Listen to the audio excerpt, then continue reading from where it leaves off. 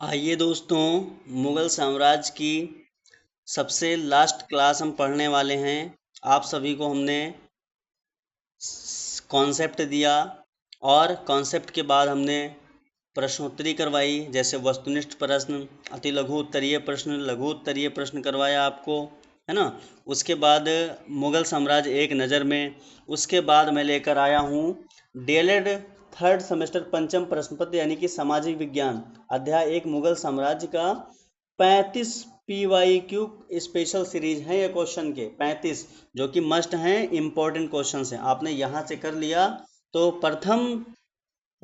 प्रथम अध्याय का कोई भी आपका प्रश्न नहीं छूटेगा, ठीक है। और ये लास्ट क्लास है आपकी अध्याय एक की। इसके बाद हम अध्याय दो शुरू कर देंगे, ठीक है। मराठा साम्राज्य पढ़ेंगे। चलिए चलते हैं अगली स्लाइड पे। देखते रहिए आप सब शोएब सर एकेडमी चैनल पे और पढ़ते रहिए। चलिए, मुगल साम्राज्य विगत वर्षों के महत्वपूर्ण प्रश्न यहाँ पर हम देखने वाले हैं। भारत में मुगल साम्राज्य की स्थापना कब और किसने की? सटीक उत्तर इसका क्या है? भारत में मुगल साम्राज्य की स्थापना 1526 ईस्वी में बाबर ने की थी। उसने इब्राहिम लोदी को पानीपत के प्रथम युद्ध में हराकर भारत में मुगल सत्ता का ठोस आधारशिला रखी और इब्राहिम लोदी दिल्ली सल्तनत का पहला पहला बादशाह था जो युद्ध के मैदान में मारा गया, ठीक है। चलिए आगे चलते हैं। डीएलएड थर्ड सेमेस्टर सामाजिक विज्ञान देखिए आप सभी लोग। प्रश्नोत्तर मुगल साम्राज्य विगत वर्षों के महत्वपूर्ण प्रश्न, सारे विगत वर्षों के यानी PYQ क्वेश्चन ही हैं। पानीपत का प्रथम युद्ध कब और किसके बीच लड़ा गया? बहुत अच्छा सवाल है आपसे। यह युद्ध 21 अप्रैल 1526 ईस्वी को मुगल शासक बाबर और दिल्ली सल्तनत के अंतिम वंश लोदी सुल्तान इब्राहिम लोदी के बीच हुआ था, जिसमें बाबर विजयी रहा। चलिए प्रश्न नंबर 3 पर चलते हैं। प्रश्न नंबर 3 पर चलते हैं। खानवा का प्रसिद्ध युद्ध कब हुआ और इसका क्या परिणाम रहा? खानवा का युद्ध 17 मार्च 1527 ईस्वी को बाबर और मेवाड़ के वीर राजपूत शासक राणा सांगा के बीच लड़ा गया। इस युद्ध में बाबर विजयी हुआ, जिससे भारत में मुगलों का पैर सदा के लिए जम गया। चलिए प्रश्न नंबर 4 को देखेंगे। प्रश्न नंबर 4 को देखेंगे। तुजुक ए बाबरी बाबरनामा किस भाषा में लिखी गई? हमने आपको बताया है इससे पहले भी कि जहाँ पर तुजुक आ जाए वहाँ पर समझ जाइएगा तुर्की भाषा। तुजुक ए बाबरी बाबर की प्रसिद्ध आत्मकथा जो मूल रूप से तुर्की है, वह चगदाई भाषा में लिखी गई। इसके लेखक कौन हैं? स्वयं मुगल संस्थापक बाबर हैं। चलिए अगली स्लाइड पर चलते हैं। प्रश्न नंबर 5 यहाँ देखेंगे हम। चंदेरी का घाघरा के युद्ध कब और किसके विरुद्ध लड़े गए? चंदेरी और घाघरा के युद्ध कब और किसके विरुद्ध लड़े गए? देखिए यहाँ पर बाबर ने 1528 ईस्वी में चंदेरी का युद्ध राजपूत शासक मेदिनी राय के खिलाफ, 1529 ईस्वी में घाघरा का युद्ध अफगान सेना के खिलाफ लड़ा। बाबर दोनों युद्ध में विजयी रहा, यानी टोटल इन्होंने 4 युद्ध लड़े और चारों में ये विजय रहे। चलिए रिवाइज करते चलिए सभी लोग। हुमायूं की असफलताओं के दो मुख्य कारण क्या थे? हुमायूं की असफलताओं के दो मुख्य कारण क्या थे? भाइयों में साम्राज्य का अनुचित विभाजन। हुमायूं ने अपने भाइयों कामरान अस्करी हिंदाल ने में सूबे बांट दिए, जिससे वह स्वयं कमजोर पड़ गया। हुमायूं का स्थिर चरित्र, वह अत्यंत उदारवादी तथा विलासी प्रवृत्ति का था, जिससे सैन्य शक्ति का ह्रास हुआ मतलब कमी आई सैन्य शक्ति में। चलिए यह हम देखते हैं। नेक्स्ट प्रश्न कौन सा है हमारा? प्रश्न नंबर 7। कन्नौज बिलग्राम का युद्ध कब हुआ था और इसमें किसकी विजय हुई थी? कन्नौज का युद्ध 17 मई 1540 ईस्वी को हुआ था। इसमें अफगान नेता शेरशाह सूरी ने मुगल सम्राट हुमायूं को पूरी तरह परास्त किया और दिल्ली की सत्ता पर अधिकार कर लिया। समझ गए? चलिए प्रश्न नंबर 8 पर चलते हैं। प्रश्न नंबर 8 देखिएगा। हुमायूंनामा की रचना किसने की थी और इसकी भाषा क्या थी? हुमायूंनामा की रचना हुमायूं की बहन गुलबदन बेगम ने की थी। यह पुस्तक तत्कालीन मुगल इतिहास के अध्ययन के लिए फारसी पर्शियन भाषा में लिखी गई थी, बिल्कुल याद रखना। हुमायूं नामा किसने लिखा? गुलबदन बेगम। और भाषा क्या था? फारसी। ठीक है ना, इनकी आधिकारिक भाषा भी फारसी थी मुगलों की। चलिए प्रश्न नंबर 9 पर चलते हैं। भारत में द्वितीय अफगान साम्राज्य की स्थापना किसने की थी? भारत में द्वितीय अफगान साम्राज्य सूरवंश की स्थापना सूर साम्राज्य के प्रतापी शासक शेर शाह सूरी ने की थी, जिसने मुगल वंश को अस्थायी रूप से विस्थापित कर दिया था, अस्थायी रूप से। ठीक है, चलिए शेर शाह सूरी के बचपन का नाम था और उसे यह उपाधि किससे मिली थी?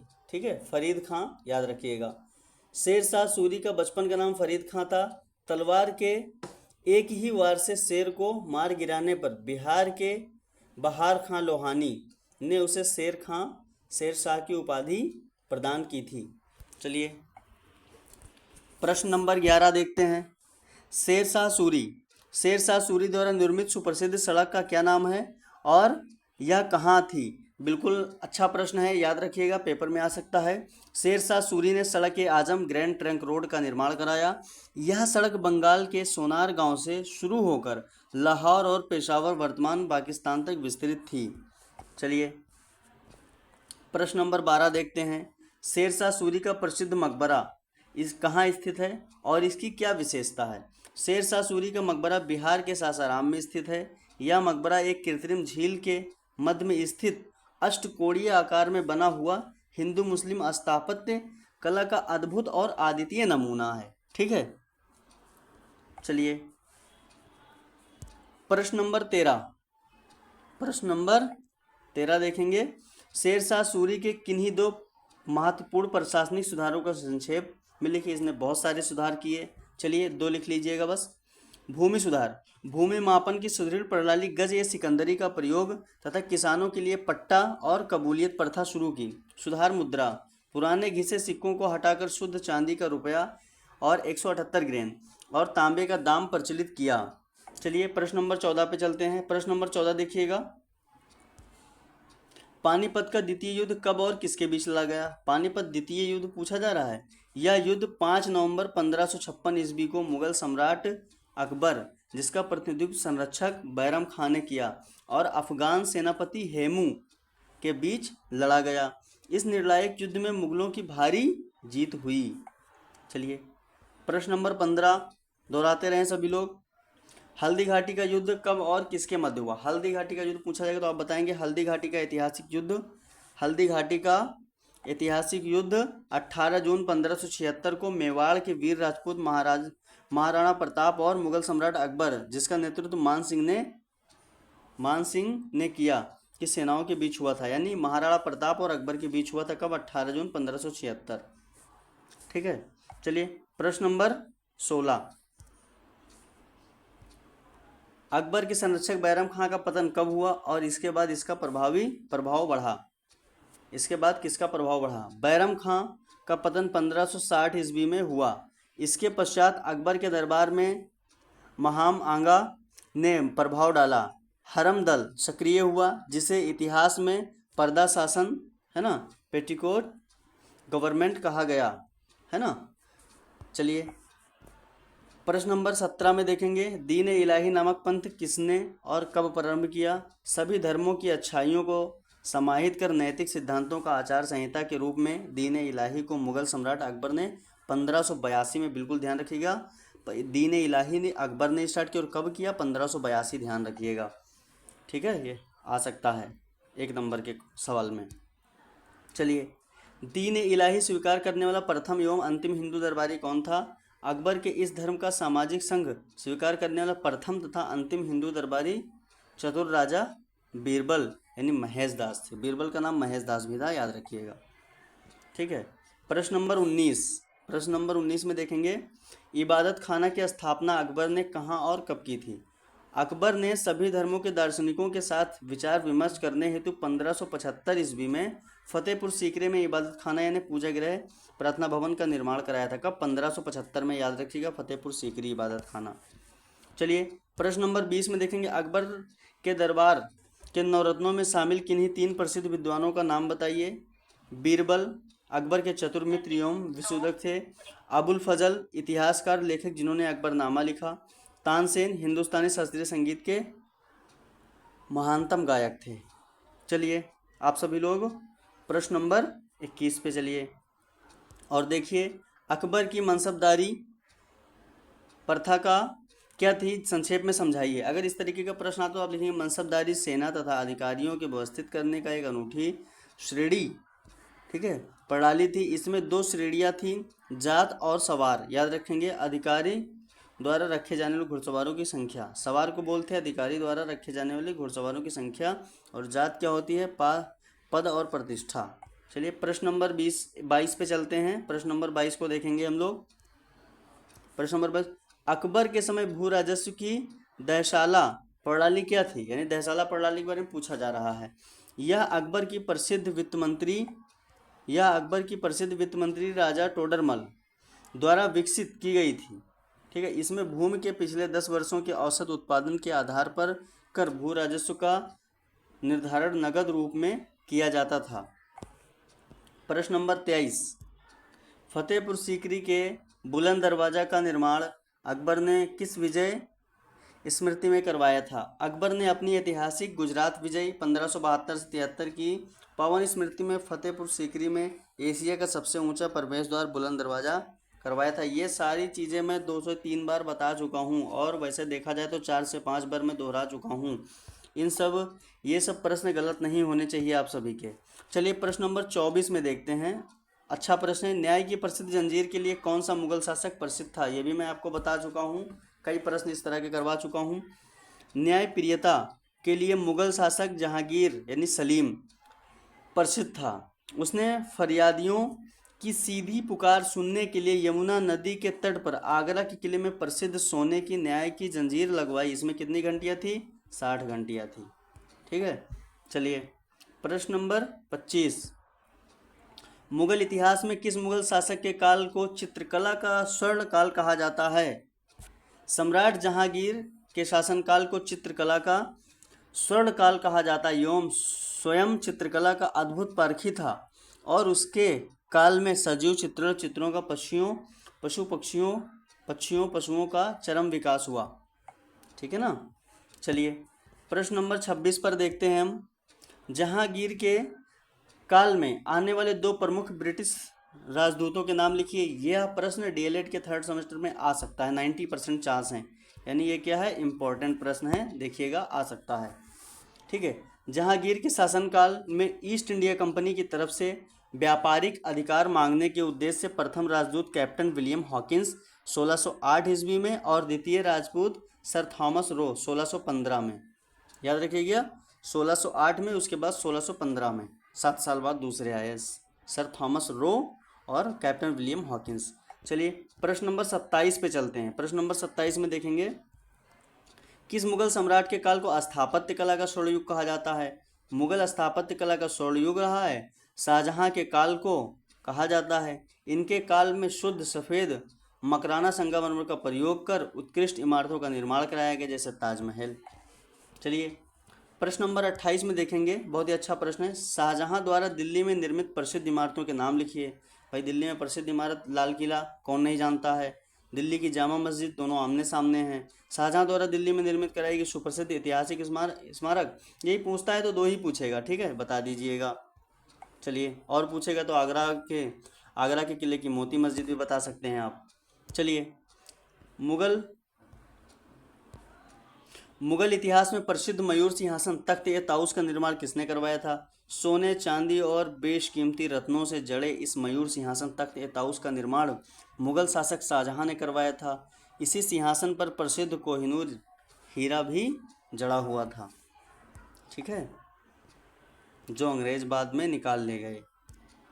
चलिए किस मुगल शासक को जिंदा पीर के नाम से पुकारा जाता है और क्यों। ठीक है, याद रखिएगा, ये ऐसे प्रश्न डीएलएड में आपके आते हैं, इंपॉर्टेंट। ठीक, मुगल शासक औरंगजेब को इम्पॉर्टेंट, ठीक है, सही नहीं लिखा था पहले। मुगल शासक औरंगजेब को उनके सादगीपूर्ण जीवन व्यक्तिगत शुचिता तथा इस्लाम की कट्टरवादी मान्यताओं का कठोरता से अनुपालन करने के कारण जिंदा पीर कहा जाता था। ठीक है, लिख दीजिएगा ऐसे ही।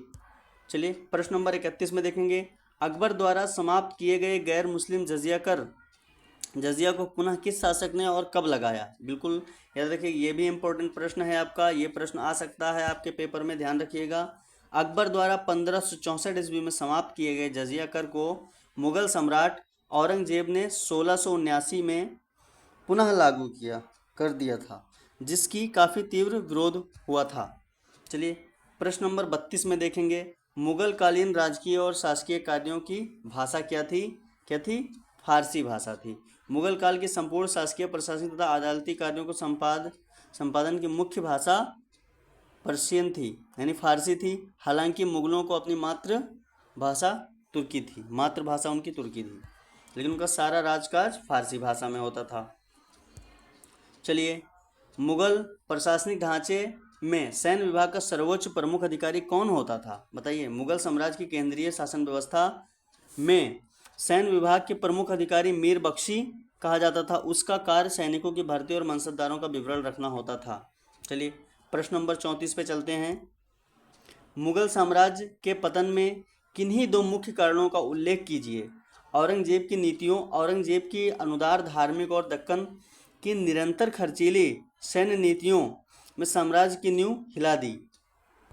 ठीक है। और निर्बल उत्तराधिकारी, औरंगजेब के पश्चात आने वाले शासक विलासी और अयोग्य थे, विशाल साम्राज्य को संभालने में अक्षम रहे। बिल्कुल ये दोनों बहुत अच्छे हैं और याद भी हो जाएंगे, इन्हीं दोनों पॉइंट को लिख दीजिएगा। चलिए आखिरी प्रश्न पर चलते हैं, प्रश्न नंबर 35। बहुत अच्छा प्रश्न है। मुगल वंश का अंतिम शासक कौन था? उसे 1857 के बाद कहाँ भेज दिया गया? ये सारे प्रश्न आने की संभावना है 95%।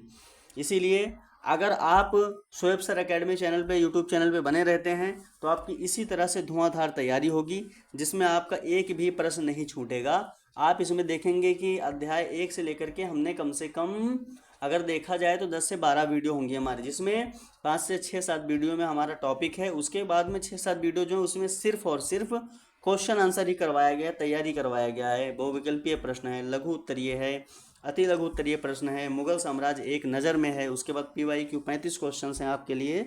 तो इस तरह से बेस्ट में बेस्ट तैयारी करने के लिए, ठीक है ना, शोएब सर एकेडमी से जुड़े रहिए। चलिए देखिए, मुगल वंश का अंतिम शासक कौन था और 1857 के विद्रोह के बाद उसको कहाँ भेज दिया अंग्रेजों ने? अंतिम मुगल सम्राट बहादुर शाह जफर, बहादुर शाह द्वितीय भी बोलते थे इनको। कौन थे अंतिम मुगल सम्राट? बहादुर शाह जफर, जिनको बहादुर शाह द्वितीय भी बोलते हैं। 1857 की क्रांति के असफल होने के बाद अंग्रेजों ने उन्हें बंदी बनाकर म्यांमार की राजधानी रंगून में निर्वासित कर दिया। यहाँ से आपके 35 प्रश्न जो थे हमने करवा दिए हैं। 35 प्रश्नों का संग्रह खत्म हुआ। चलते हैं, इसके बाद हम लोग मराठा साम्राज्य के बारे में पहले तो कॉन्सेप्ट पढ़ेंगे, है ना। कॉन्सेप्ट पढ़ने के बाद फिर इसी तरह से आपको ज़्यादा से ज़्यादा प्रश्न आपको मराठा साम्राज्य के बारे में दिया जाएगा इसका, और अगला जो हमारा स्टार्ट होगा मराठा साम्राज्य होगा। ठीक है। आप सभी का बहुत बहुत धन्यवाद अपने YouTube चैनल से जुड़ने के लिए। DLED 3rd सेमेस्टर सामाजिक विज्ञान की संपूर्ण तैयारी और बेहतरीन तैयारी के लिए आज ही सब्सक्राइब करें, लाइक करें और शेयर करें। शोएब सर एकेडमी से जुड़े रहें। बहुत बहुत धन्यवाद आप सभी का। हंसते रहें, मुस्कुराते रहें।